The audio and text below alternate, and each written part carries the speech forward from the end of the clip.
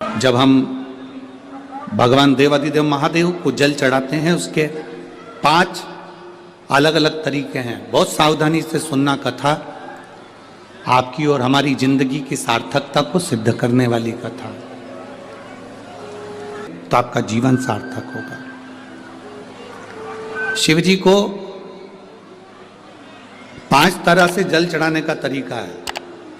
जैसे पंचामृत होता है, दूध, दही, ये सब पंचामृत के अंतर्गत आते हैं। उसी तरह शंकर जी को 5 तरह से जल चढ़ाने का क्रम वर्णित किया गया। अब उसको समझेंगे, बहुत सावधानी से समझिएगा। पहला, जल लेकर आए, सीधे डायरेक्ट शंकर भगवान के शिवलिंग पर चढ़ा दिया। ये प्रथम जल का चढ़ाने का तरीका। दूसरा,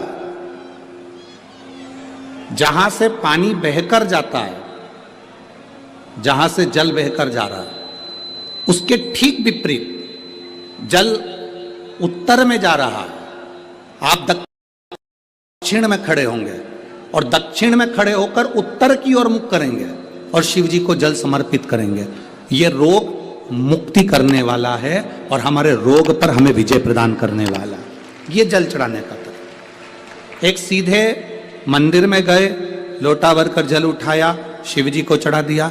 दूसरा, जल जहां से पानी बहता है, शिव जी का चढ़ा हुआ जल जहां से बहकर जाता है, उसके ठीक विपरीत में शिव जी का जल इधर जा रहा है तो तुम यहां खड़े हो, तुम यहां बैठो, यहां मत बैठना, यहां मत बैठना, इधर बैठो। अगर रोग का निवारण है तो यहां बैठकर। तीसरा, अशोक सुंदरी से जल चढ़ाते चढ़ाते शिवलिंग तक लेकर जाना और शंकर भगवान के शिवलिंग पर पूर्ण जल समर्पित करना। ये तीसरा तरीका। ये कार्य सिद्धता के लिए। हम जब किसी से आस ना लगाकर परमात्मा से विनती करते हैं तो वो विनती करने का तरीका। तीसरा। चौथा, शिव जी पे चढ़ा हुआ जल 5 जगह पर समर्पित करना। गणेश जी, कार्तिकेय, अशोक सुंदरी, शिवलिंग और जलाधारी। ये चौथा क्रम है। जब शिव जी को हम जो जल चढ़ाते हैं, उसका एक तरीका भी हमारी जिंदगी में अगर हमने उसको स्मरण में रख लिया तो हमारी कार्य की सिद्धता को सिद्ध कर देता, हमें सफलता की चल जाता है।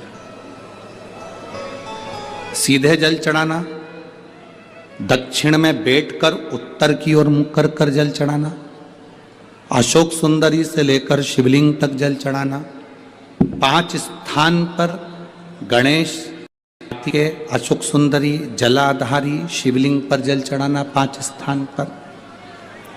ये चौथे नंबर का। और 5वां, जल समर्पित करना।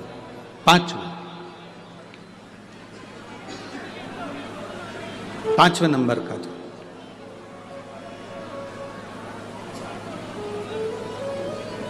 शिव जी को 5म नंबर का जो जल आता है, जो जलाधारी है, ऊपर जिसमें पानी भरा रहता है और नीचे एक एक बूंद टपकता रहता है, जलाधारी में जल समर्पित कर कर उसी जल को बचाकर अशोक सुंदरी वाली जगह पर थोड़ा सा चढ़ाकर उसी में से जल शिवलिंग पर जब हम समर्पित करते हैं तो हम जिस कार्य के लिए जा रहे हैं वो कार्य सफल होता ही है।